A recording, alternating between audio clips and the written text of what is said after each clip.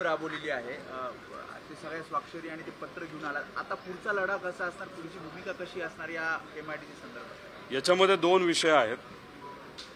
जेव्हा 2-3 दिवसापूर्वी छत्रपती शिवाजी महाराजांच्या चरणी बसून मी माझ्या मतदारसंघातल्या युवा वर्गासाठी आंदोलन करत होतो, तर कर्जत आणि जामखेडचे सर्व युवा एकत्रित येऊन त्यांनी काल माझ्या मतदारसंघामध्ये आंदोलन केलं।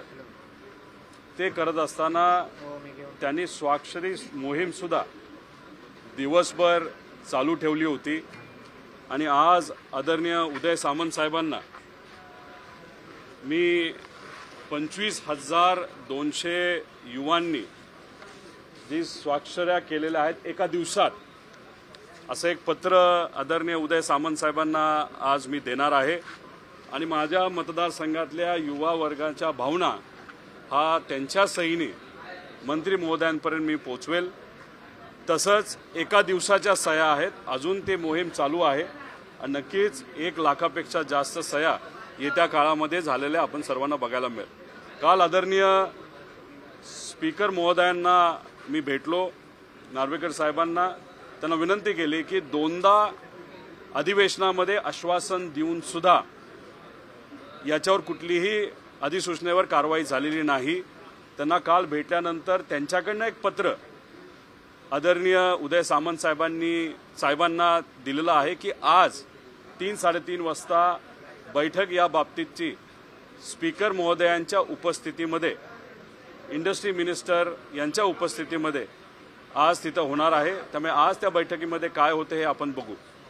त्याच्याच बरोबर काल राम शिंदे साहेबांनी विधान परिषदेमध्ये भाषण केलं आणि भाषण करत असताना त्यांनी चुकीची माहिती ही विधान परिषदेमध्ये दिलेली आहे। तर त्या चुकीच्या माहितीबद्दलचं एक पत्र दानवे साहेब, विरोधी पक्ष नेता विधान परिषद यांच्या नावाने मी दिलेलं आहे। तसेच उपसभापती महोदया त्यांच्या नावाली एक पत्र मी केलेलं आहे, थोड्या वेळात मी ते देणार आहे। याच्यात जर आपण बघितलं तर काल राम शिंदे साहेब बोलत असताना त्यांनी काही गटांचा उल्लेख केला आणि उल्लेख करत असताना 31 ते 82 गटापर्यंतचं नाव त्यांनी घेतलं आणि त्यांनी सांगितलं की याच्यामध्ये नीरव मोदींनी जमीन घेतलेली आहे। मला त्यांना सांगायचंय की नीरव मोदीची तर जमीन आहेच, पण नीरव मोदीच्या नावाने एक कंपनी आहे फायरस्टोन अशा नावाने, त्याच्यामध्ये नीरव मोदी हा पार्टनर आहे आणि त्याचे मित्र सुद्धा आहेत। त्यामुळे फक्त नीरव मोदीची जमीन आहे असं बोलून चालणार नाही। त्याच्या मित्राच्या आणि त्याची मिळून एक कंपनी आहे, त्या कंपनीची सुद्धा जमीन आहे आणि 83 एकर आहे। पण ही 83 एकर जमीन ही MIDCली जो एरिया फायनल केलेला आहे त्या एरियातून वगळण्यात आली आहे, कारण का ही जमीन ईडीकडे आहे। ईडीकडे ही केंद्र सरकारने स्वतःकडे ताब्यात घेतलेली आहे। आता नीरव मोदीचं नाव राम शिंदे साहेबांनी काढलेलंच आहे, तर ही जमीन कधी घेतली? तर ही जमीन 2011 ते 2014 पर्यंत घेतलेली आहे। तर मी आता सरकारला विनंती करतो, 2011 ते 14 मध्ये नीरव मोदींनी कंपनीच्या माध्यमातून आणि स्वतः इथं ज्या जमिनी घेतलेल्या आहेत त्या जमिनी घेत असताना कुणी मदत केली याची शहानिशा या राज्य सरकारने केली पाहिजे। माझं तर मत आहे ईडीली सुद्धा या बाबतीत आता लक्ष घालण्याची जरूरत आहे। या काळामध्ये लोकप्रतिनिधी तिथं कोण होतं? तर तिथं लोकप्रतिनिधी हे राम शिंदे स्वतः होते।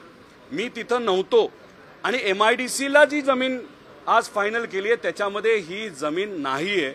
त्यामुळे उगाच कुणीही चुकीची माहिती ही विधान परिषदेमध्ये मांडू नये। त्याच्याच बरोबर यांनी अजून काही नावं घेतली ज्याच्यामध्ये कमलेश रतिलाल शाह आणि त्याच्यात गट नंबर 40-41 असं काही दिलेलं आहे. ही जमीन सुद्धा 2014च्या आधी खरेदी केलेली आहे. 2014 म्हणजे 2019ला मी आमदार झालो, 19 नंतर नाही. त्याच्याच बरोबर त्यांनी अजून काही लोकांचं नाव उल्लेख केलं, ज्याच्यामध्ये शहा, बन्सल, अगरवाल, भट, पथरिया आदी या व्यक्तींचे नावं घेण्यात आली. यांनी सगळ्यांनी जमिनी 11 ते 14 घेतल्या होत्या आणि बहुतांश जमिनी या नीरव मोदींना या लोकांनी विकल्या आणि काही लोकांकडे अजून थोड्याफार जमिनी त्याच्यामध्ये असू शकतात. पण ह्या सगळ्या जमिनी 2014च्या आधी घेतलेल्या आहेत. त्याच्याच बरोबर काल आपण जर बघितलं तर मी त्या महिलेचं नाव घेणार नाही, पण त्यांनी एका महिलेचं नाव याच्यामध्ये घेतलं आणि ते अतिशय चुकीची गोष्ट आहे. कारण का या जमिनीमध्ये MIDCच्या बाबतीत सुद्धा असेल, नाही तर नीरव मोदीच्या बाबतीत सुद्धा या महिलेचं कुठंही घेणं देणं नाही. ज्या महिलेचं नाव त्यांनी घेतलं त्या महिलेच्या नावावर पूर्वी जमीन नव्हती. दुर्दैवाने त्यांच्या आई जेव्हा वारल्या त्या महिलेच्या, तर वारसा नोंदलेली ती जमीन या महिलेच्या नावाली 2017ला झाली. मग तुम्ही भाषण करत असताना, रोहित पवारला अडचणीत आणत असताना अशा पद्धतीने ज्या महिलेचं कुठेही संबंध या गोष्टीला नाही, तुम्ही ते पब्लिश करता, मतदारसंघात पाठवता, मग कुठं ना कुठंतरी या महिलेचं नाव लोकात गेल्यामुळे या बिचाऱ्या महिलेचं नाव संबंध कुठेही नसताना सुद्धा त्यांचं नाव तुम्ही कुठंतरी मलिन करण्याचा प्रयत्न करत आहे. याचा निषेध मी त्या ठिकाणी करतो. त्यामुळे राम शिंदे साहेबांनी कितीही गळा कोरडा होऊस तर कितीही सांगितलं तरी लोकांना माहिती आहे या MIDC साठी त्यांनी कुठेही प्रयत्न केले नाहीत. हे जे सगळे डॉक्युमेंट आहेत हे मी केलेला पाठपुरावा या MIDC बद्दलचं याचं डॉक्युमेंट आहे. ते मी मीडियाला सुद्धा देईल, मंत्री महोदयांना सुद्धा दिलेलं आहे. त्यामुळे मी मंत्री महोदयाची विनंती करतो, हे नीरव मोदी हा जो विषय आहे त्याच्यात ईडीने लक्ष घातलंय, तुम्ही लक्ष घालायची जरूरत नाही. आणि MIDCची जमीन जी आता सर्वे झालेली आहे त्याच्यात फॉरेस्टची जमीन नाही, नीरव मोदीची जमीन नाही. त्यामुळे उगाच कुणीतरी खोटी माहिती आपल्याला दिली म्हणून तुम्ही जमिनी अधिग्रहण करण्याचा MIDCचा जो काही मुद्दा आहे तो अजून लांबणीवर टाकू नये. कारण का एकदा चॅप्टर 6चं तिथं नोटीस निघाल्यानंतर त्या पुढे काही प्रक्रिया असते. माझ्या मतदारसंघामध्ये युवांसाठी तिथं कंपन्या येणं महत्वाचं आहे. त्यामुळे कितीही माझ्या विरोधकांनी प्रयत्न केला तरी शहानिशा तुम्ही करावी.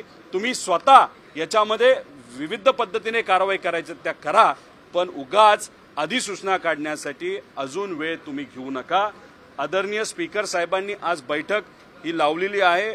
मी अपेक्षा करतो की 3 दिवसापूर्वी ते एका बैठकीला येऊ शकले नाही, आज ते येतील. स्पीकर साहेबांचा मान ते राखतील, मतदारसंघातल्या युवांचा मान ते राखतील आणि जे 25,200 लोकांनी आता स्वअक्षरी केलेल्या आहेत त्याला सुद्धा मान देऊन आज बैठक घेऊन आजच्या आज अधिसूचना जी फक्त त्यांच्या सहीसाठी थांबलेली ते काढतील अशी अपेक्षा त्या ठिकाणी मी करतो. राम शिंदे यांच्यावर तुमचा थेट आरोप आहे का? 100% दिशाभूल करत आहेत. मी लोअर हाऊसचा सदस्य आहे, मी लोकातून निवडून आलेलो आहे आणि अपर हाऊसमध्ये त्यांनी या बाबतीत खोटी माहिती ही हाऊसला दिलेली आहे. अशा पद्धतीने खोट्या बातम्या, खोट्या गोष्टी हाऊसमध्ये बोलणं योग्य नाही. म्हणून मी विरोधी पक्ष नेता दानवे साहेबांना सुद्धा पत्र देणार आहे आणि आपल्या ज्या उपसभापती महोदय आहेत त्यांना सुद्धा पत्र देणार आहे की ही खोटी माहिती असल्यामुळे पटलावरनं जर काढता येत असेल, कुठल्या कलमाच्या अंडर काढायची तो तुम्ही त्यामध्ये विषय घ्यावा. आणि एका महिलेचं नाव कुठेही संबंध नसताना उगाच भाषणाच्या योगामध्ये काहीतरी भावनिक करण्याचा प्रयत्न करून त्या महिलेच्या नावाचा अवमान त्या ठिकाणी तुम्ही करत असाल त्याचा मी निषेध करतो. त्यामुळे इथं कुठेतरी राजकारण आणण्याचा प्रयत्न हा राम शिंदे करत आहेत आणि नीरव मोदीच्या बाबतीतलं जे काही जमीन आहे ती कंपनी आहे, मीच बोलतो की आता त्याच्यामध्ये ईडीली तर लक्ष घातलेलंच आहे. अजून सरकारने SIT लावा नाही तर काही लावा, याच्यामध्ये लक्ष घाला. 2011 ते 14 या जमिनी घेत असताना कुणी त्यांना मदत केली याच्यात खऱ्या अर्थाने राम शिंदेने हा विषय काढलाच आहे. तर अजून खोलात जाऊन नीरव मोदीशी कोण संलग्न आहे याची माहिती लोकांसमोर येण्याची जरूरत आहे। पण ही गोष्ट डोळ्यासमोर ठेवून मला उद्योग मंत्र्यांना विनंती करायची, कृपा करून अजून वेळ याच्यामध्ये घालू नका। याच्यात जे अलिगेशन झालेले आहेत ते राम शिंदे साहेबांच्याच काळातले आहेत, त्यामुळे त्याची वेगळी कारवाई तुम्ही करा। पण हा जो काही गट ते बोलत आहेत, हा गट MIDCच्या सर्व्हेमध्ये 1100 एकराच्या सर्व्हेमध्ये नाही, त्यामुळे उगाच लोकांचा वेळ कसा जाणार नाही या बाबतीतली दक्षता हे मंत्री महोदयांनी घ्यावी अशी मी विनंती करतो। तुम्ही राम शिंदे यांच्यावर थेट आरोप करताय का? कारण 2011 ते 14 या दरम्यान खरेदी झालेली नीरव मोदी यांची जमीन आणि त्या संदर्भातले पुरावे तुमच्याकडे आहेत का? आणि अशा प्रकारचे पुरावे जे आहेत ते तुम्ही ईडीकडे सादर करणार आहात का? हे बघा, याच्यात ही जमीन ईडीली जप्त केली आहे याचे पुरावे माझ्याकडे आहेत। या जमिनी कशा कशा घेतल्या याचे पुरावे माझ्याकडे आहेत। आता ईडी त्याच्यामध्ये लक्ष घालतच असेल, पण जर राज्य सरकारने याच्यामध्ये लक्ष घालून या जमिनीसाठी वेगळं काय एखादी SIT वगैरे नेमली, त्याला जे काय डॉक्युमेंट लागतात ते डॉक्युमेंट मी देईल। विषय एवढाच आहे की श्रेय घेण्यासाठी नाहीतर श्रेय दुसऱ्याला न देण्यासाठी तुम्ही सामान्य लोकांच्या भवितव्यासाठी का खेळताय असा माझा तिथं प्रश्न आहे। आणि राहिला प्रश्न आमच्या काळात म्हणजे महाविकास आघाडीच्या काळामध्ये तुम्ही हे का करू शकला नाही? जेव्हा मी पहिल्यांदा आमदार झालो, जेव्हा देसाई साहेब मंत्री होते, नागपूरला आमचं पहिलं अधिवेशन झालं, तिथं पहिलं पत्र मी दिलं होतं। त्यानंतर त्यांनी बैठका लावल्या, ज्या आपल्या टटकरे ताई आहेत त्या राज्यमंत्री होत्या, त्यांच्याबरोबर बैठका झाल्या। त्यानंतर आदेश निघाले सर्व्हेसाठी। आदेश होत असताना माझ्या मतदारसंघामध्ये अनेक ठिकाणी सर्व्हे झाले। मग जो सर्वे योग्य वाटला, जी जागा तिथं मोठे प्रोजेक्ट येऊ शकतात ती जागा तिथं फायनल करण्यात आली। आणि हे बघा, 1.5 ते 2 वर्ष केंद्र सरकारने सुद्धा आणि राज्य सरकारने सुद्धा सांगितलं होतं की सर्वे ह्या ज्या काही गोष्टी, जसं आपण आपल्या लोकसंख्येचा जो सर्वे दर 10 वर्षांनी होत असतो, पण केंद्राने कोविडच्या काळामध्ये केला नाही कारण का कोविड होतं, करोना होतं।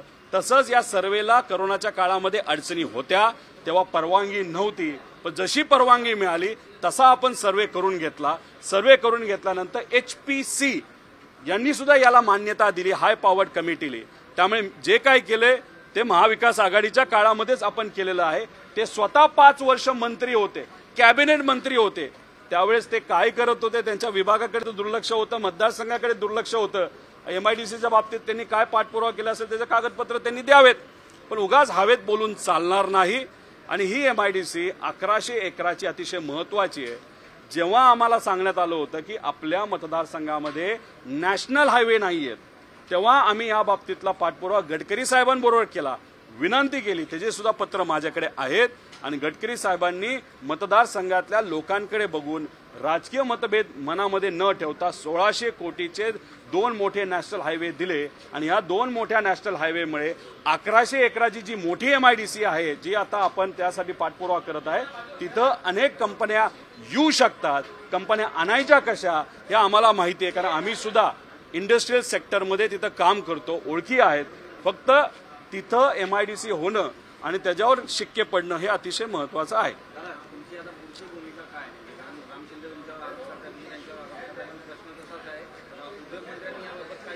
उद्योग मंत्र्यांना मी विनंती करतो की कुठल्याही परिस्थितीमध्ये भेदभाव न करता, भाजपच्या नेत्यांची कितीही तुम्हाला प्रेशर असेल, कितीही तुमचं एक वेगळ्या पद्धतीचं प्रेशर तिथं आणलं असेल, तर त्या सगळीकडे दुर्लक्ष करून युवकांचा प्रश्न हा अतिशय महत्वाचा आहे। हा फक्त कर्जत जामखेडचा विषय राहिलेला नाही। महाराष्ट्रातले युवा हे उदय सामंत साहेबांना प्रश्न करत आहेत। जेव्हा कुठल्याही युवकांचा हाताच्या कामाचा विषय येतो, नोकरीचा विषय येतो, तिथं राजकारण कशाला असा प्रश्न महाराष्ट्रातले युवा आता उदय सामंत साहेबांना करत आहेत। त्यामुळे आता उदय सामंत साहेबांना मला विनंती करायची आहे की इथं तुम्हाला मला सहकार्य करायचं नाही, माझ्या मतदारसंघातल्या युवांना सहकार्य करायचंय। आणि या महाराष्ट्रातल्या युवांना एक संदेश द्यायचा आहे की मी म्हणजे उदय सामंत हे महाराष्ट्र राज्याचे इंडस्ट्री मिनिस्टर, कुठल्याही प्रकारे राजकीय दबावाला बळी न पडता युवकांचा विचार करत ही अधिसूचना पुढच्या 1-2 दिवसामध्ये काढतो, हे आश्वासित आणि एक अशी सकारात्मक भूमिका उदय सामंत साहेबांनी घ्यावी अशी मी विनंती करतो. आजच तुम्ही बोलवलं, आज सगळे कागदपत्र घेऊन आज इथं आपण जे काय आहे दूध का दूध पाणी का पाणी आपण इथं करूया. तेवढी हिंमत लोकांच्या वतीने माझी आहे. माझ्याकडे सगळे कागदपत्र आहेत. ती हिंमत त्यांची आहे का ते त्यांना तुम्ही विचारावं. असेल वेळ ही असेल, जागा ही असेल, वेळ तुम्ही ठरवा, आम्हाला सांगावं. विधान भवन सोमवार आणि मंगळवार कामकाज बंद असणार आहे. त्या दरम्यानच पंतप्रधान मोदींचा पुणे दौरा आहे. यासाठी हे बंद केले का, अशा पद्धतीची चर्चा आहे काय? हे बघा, कालच्या बैठकीमध्ये काय चर्चा झाली हे मला सांगता येणार नाही. काही नेते असं बोलत होते की कालच नाही तर आजच आपण अधिवेशन संपवावं. पण काही नेते ज्याच्यामध्ये काँग्रेसचे असतील, वरच्या हाऊसचे विरोधी पक्ष नेता दानवे साहेब असतील, उद्धव ठाकरे साहेबांचा गट असेल, पवार साहेबांबरोबर असणारा गट म्हणजे जयंतराव पाटील साहेब असतील, आणि काही ठराविक सत्तेत असणारे सुद्धा लोक म्हणाले की नाही, आपल्याला 4 तारखेपर्यंत न्यावं लागेल. पण देशाचे प्रमुख जर आपल्या राज्यामध्ये येत असतील आणि त्याच्यामुळे जर एखादा कार्यक्रम असेल तर ते कारण देऊन सोमवार मंगळवार घेत नाही का हे मला सांगता येणार नाही. पण 4 तारखेपर्यंत ते घेत आहेत. म्हणजे 2, 3, 4 जे आजच बंद होणार होतं ते 3 दिवस तरी चालेल. त्याचं स्वागत आम्ही सर्वजण नक्कीच करतो. अजितदादा मुख्यमंत्री होतील असं प्रफुल्ल पटेल यांनी म्हटलंय, त्यामुळे पुन्हा एकदा चर्चा सुरू झाली आहे. मी आधीपासून म्हणतोय अजितदादा मुख्यमंत्री झाले तर पुतण्या म्हणून मलाही त्याचा आनंद होणार आहे. विषय एवढाच आहे की ज्या विचाराच्या विरोधात आपण काम करत आलो आहोत आजपर्यंत, त्या विचाराबरोबर राहून जर ते मुख्यमंत्री बनत असेल तर एक महाराष्ट्राचा नागरिक म्हणून कुठेतरी मला नाराजगी वाटेल. पण तुम्ही जर बघितलं तर भाजप खूप हुशार आहे. अजितदादांनी मुख्यमंत्री होण्याची इच्छा कुठेही लोकांमध्ये मीडियामध्ये व्यक्त केली नाही. एकदा फक्त एक स्टेटमेंट केलं होतं. पण सत्तेत आल्यापासून त्यांनी त्या बाबतीत काही बोललेलं नाही. त्यामुळे ह्या ज्या वावड्या उठवल्या जात आहेत त्या आसपासच्या लोकांकडनं केल्या जातात. पण ह्याच्या मागे अजून एक भूमिका असू शकते जी आम्हाला वाटते की शिंदे गटाच्या लोकांना भीती वाटते की अजितदादांना मुख्यमंत्री केलं जाईल आणि अजितदादांच्या गटाला असं वाटतं की दादा मुख्यमंत्री झाले पाहिजे. पण हा वाद कदाचित दादांमध्ये आणि एकनाथ शिंदे साहेबांमध्ये नसेलही, पण तो वाद कदाचित भाजपकडनं मुद्दामून लावला जातो का काय. या दोघांमध्ये वाद झाला तर कदाचित या दोघांपैकी एकनाथ शिंदे साहेब मुख्यमंत्री राहणार नाहीत आणि कदाचित दादाही मुख्यमंत्री बनणार नाहीत. या दोघांचा वाद असल्यामुळे आणि तो वाद पुढं दाखवून कदाचित भाजपचाच मुख्यमंत्री होईल का काय अशी सुद्धा चर्चा काही लोकांमध्ये सुरू आहे. सेंटर येथे बैठक बोलवलेली आहे सर. मुसळधार पाऊस आहे पण अनेक जिल्ह्यांमध्ये अद्याप पाऊस नाही. दुबार पेरणीचं संकट आहे शेतकऱ्यांवर. मी जसं आधी बोललेलो आहे, 6 ते 7 जिल्ह्यामध्ये मोठ्या प्रमाणात पाऊस झालेला आहे. गेल्या 4 दिवसामध्ये राहिलेल्या 20 जिल्ह्यामध्ये समाधानकारक पाऊस झालेला आहे. पण काही असे 9 जिल्हे आहेत जिथं पाऊस अजून सुद्धा झालेला नाही.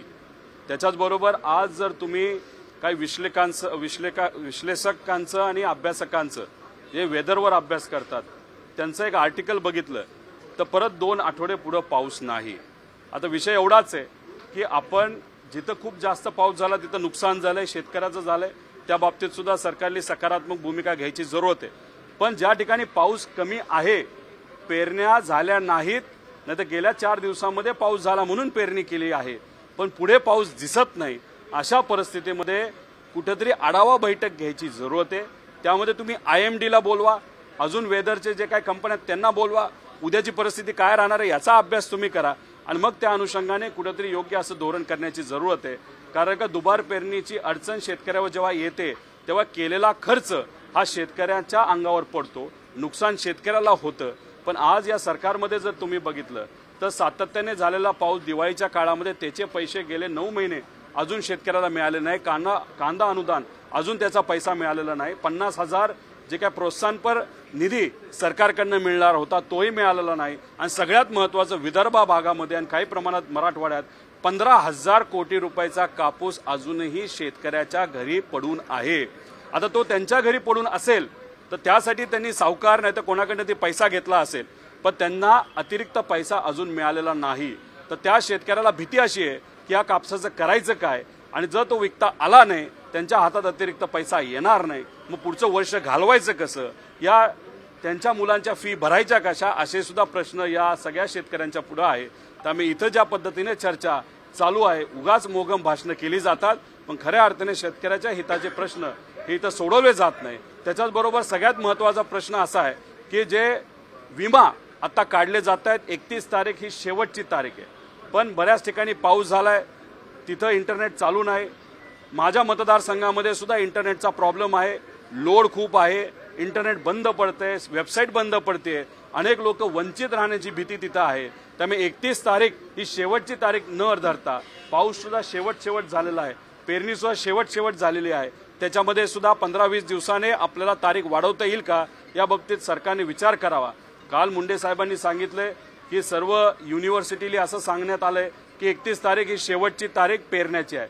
तसं कधी कधी होत नसतं, कधी कधी तारीख पुढे जाऊ शकते. त्यामुळे 15-20 दिवस तारीख वाढवावी अशी विनंती मी मंत्री महोदयांना सुद्धा करतो, सरकारलाही सुद्धा करतो, आणि आता काही मंत्र्यांना मी भेटणार आहे, त्यांना सुद्धा शेतकऱ्यांच्या वतीने 100% करतो.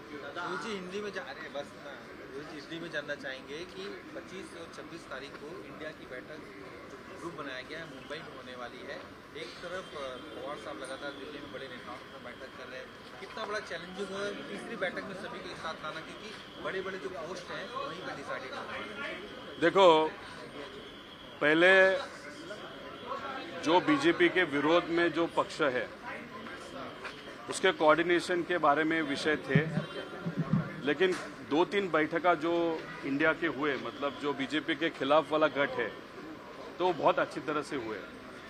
बिहार में जो बैठक हुई थी वहाँ पे 19 पार्टी आई थी, रिप्रेजेंटेटिव आए थे, और जो बेंगलोर में हुई 1 महीने बाद वहाँ पे करीबन 24 आए, और बम्बई में जो होगी शायद उसमें और बढ़ सकते हैं.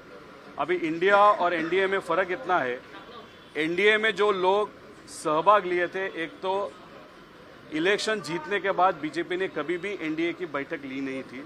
हमारी बैठक बहुत बार हुई थी. तो एनडीए मतलब बीजेपी को अभी डर लग रहा है कि ये जो विरोध में जो सब पक्ष है वो साथ में आ रहे, नेता साथ में आ रहे, अच्छी बैठका हो रही है. तो अभी इसीलिए एनडीए के जो घटक पक्ष थे उनके बारे में बीजेपी भूल गई थी, अभी उनको उनके बारे में थोड़ा इंपॉर्टेंस लगने लगा है. तो उससे ही समझ में आ रहा है कि कहाँ पे तो अभी बीजेपी डर गई है, क्योंकि विरोध के लोग बहुत स्ट्रांगली आ रहे हैं, और सबसे बड़ी भूमिका राहुल गांधी साहब ले रहे हैं, क्योंकि वो जो भूमिका ले रहे हैं वो भूमिका कांग्रेस के बाजू से भी ले रहे हैं, लेकिन जहाँ पे उनका मित्र पक्ष है उनको अगर कुछ इशू, जैसे आपको एक विषय था तो आपका विषय उन्होंने सॉर्ट आउट किया, और वहाँ पे बड़ा मन कांग्रेस भी दिखा रही है. तो आगे जाके जो लोकसभा होगा उसमें बीजेपी को बहुत बड़ी तकलीफ होने वाली है. महाराष्ट्र को 100% फायदा होगा. बीजेपी को वो डर मन में था, उनका वोटर्स पे विश्वास नहीं था, बीजेपी के कार्यकर्ताओं पे विश्वास नहीं था, इसीलिए उन्होंने दो पक्ष फोड़े, एक शिवसेना फोड़ी, एक पवार कुटुंब और पार्टी भी फोड़ी. उसका मुख्य कारण कि उनको अभी डर लगने लगा है कि महाराष्ट्र में उनके जो आंकड़े आए थे लास्ट इलेक्शन में वो आंकड़े वापस नहीं आएंगे, इसीलिए लोगों ने उनको मतदान नहीं किया, नहीं करेंगे ऐसा उनको डर लगा. इसीलिए जो पक्ष फूटता है उसका इक्वेशन, उसका आंकड़ा उनमें ऐड होके शायद वो जीत सकते हैं, ऐसे उनको लग रहा है. पार्टी फोड़ना उसमें से एक ही लग रहा है कि बीजेपी अभी डर गई है. इस तरह से पार्टी फोड़ी गई, लगातार सत्ता में आने के बाद बीजेपी के बड़े नेता प्रफुल्ल पटेल इस बात पे अब भी अड़े हुए हैं कि सीएम बनेंगे एक दिन अजीत पवार. क्या ये शगुफा फैलाया जा रहा है, या फिर अलग तरीके से एनसीपी के जो बड़े नेता उन्हें अपनी ओर लाने की कोशिश? देखो, अजीत दादा अगर मुख्यमंत्री होते हैं, मैं उनका फैमिली मेंबर हूँ, उसका आनंद मुझे होगा, लेकिन महाराष्ट्र का नागरिक होते हुए जिस विचार के खिलाफ वो खुद अजीत दादा 30-35 साल से काम कर रहे, उसी विचार के साथ जाके अगर वो मुख्यमंत्री बनते तो महाराष्ट्र का नागरिक होते हुए थोड़ा सा दुख होगा. वो अगर महाविकास आघाड़ी में होते तो जो 2024 में इलेक्शन होने वाला था राज्य का, वहाँ पे महाविकास आघाड़ी बहुत पावरफुली जीतने वाली थी, वहाँ पे वो मुख्यमंत्री बनते थे. लेकिन एक आप चीज की नोंद लो कि अजीत दादा ने कभी भी खुद इस सरकार में आने के बाद कहाँ पे बोला नहीं कि उनको मुख्यमंत्री बनना है. ये जो बोल रहे हैं तो आसपास के लोग ही बोल रहे हैं. अभी एकनाथ शिंदे साहब के लोग एकनाथ शिंदे साहब के बाजू से बोल रहे, अजीत दादा के लोग अजीत दादा के बाजू से बोल रहे। अभी ऐसे लग रहा है कि बीजेपी की ये रणनीति है कि शिंदे गट और अजीत दादा का गट, इसमें ये युद्ध जो चालू है सीएम के पद का, इतना बड़े आगे जाके फिर बीजेपी ही प्रस्ताव लाएगी। आप दोनों में युद्ध बहुत बड़ा है इस सीएम के बारे में, तो आप में से कोई भी सीएम शायद नहीं बनेगा। जो सीएम है उनको डीसीएम बनाया जाएगा और आगे जाके कुछ दिनों में या महीनों में शायद बीजेपी का ही मुख्यमंत्री बनेगा। और जब वो बनेगा तब आप सबको पता चलेगा कि रणनीति जब बीजेपी सोचती है तब सिर्फ खुद का ही विचार वो करती है। मणिपुर मामले में अमित शाह कहते हैं कि ये जो वीडियो सामने लाया गया है ये कहीं ना कहीं इमेज खराब करने के लिए लाया गया है और इस पर सुशील ओवैसी ने कहा है कि मोदी सरकार को खुद की इमेज ही पड़ी है लेकिन उनकी महिलाओं की नहीं। देखो, उन्होंने अमित शाह साहब ने ये नहीं कहा कि वीडियो गलत है, उन्होंने कहा कि इसका टाइमिंग गलत है। ये देखो, वहां पे इंटरनेट की सख्ती की थी, बंद था इंटरनेट। किसी ने वीडियो 3-4 महीने पहले निकाला था, वो अभी आया। अभी वो किसने लाया, क्यों लाया गया, उसमें तो हम राजनीति नहीं कर रहे।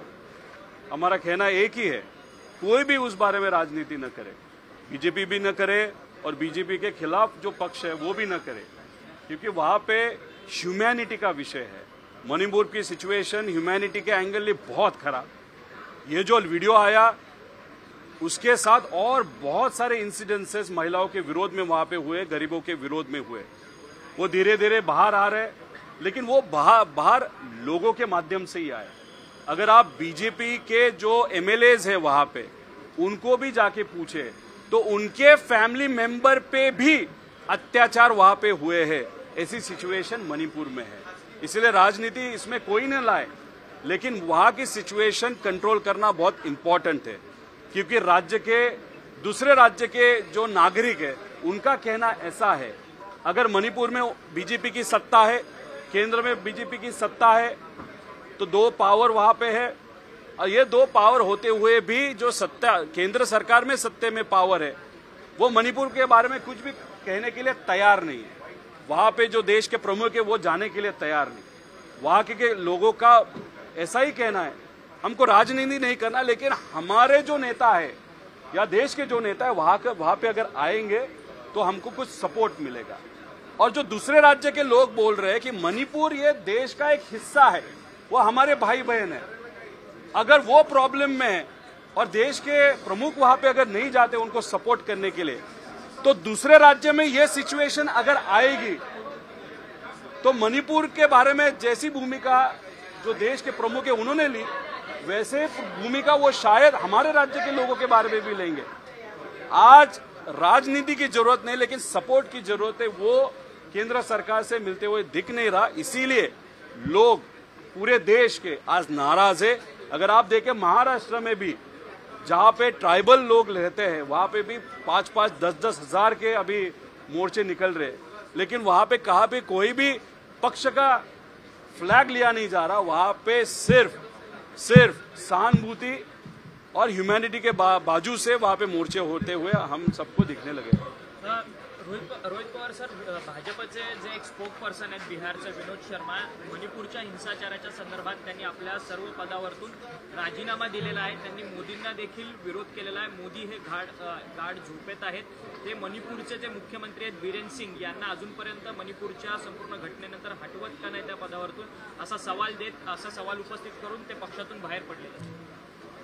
खरं तर एवढं मोठं मन बिहारच्या एका स्पोक पर्सनली बीजेपीचा दाखवला असेल, ते काय बोलले हे मला सांगता येणार नाही, पण तुम्ही जे मला सांगितलं त्याच्यावरनं त्यांनी पक्षप्रमुखांवर नाराजगी व्यक्त केली।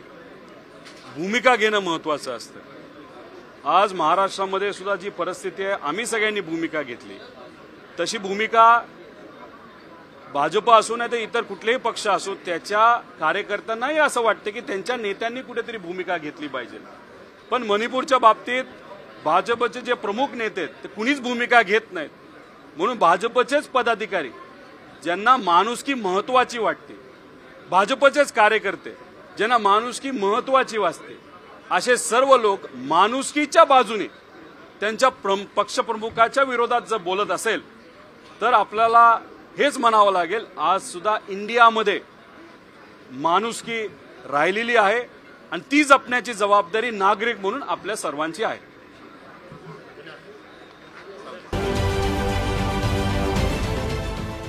देश विदेशातील प्रत्येक घडामोडींचे लाईव्ह अपडेट मिळवण्यासाठी आता साम टीव्हीच्या सर्व सोशल मीडिया प्लॅटफॉर्मला लाईक, फॉलो आणि सबस्क्राईब करा.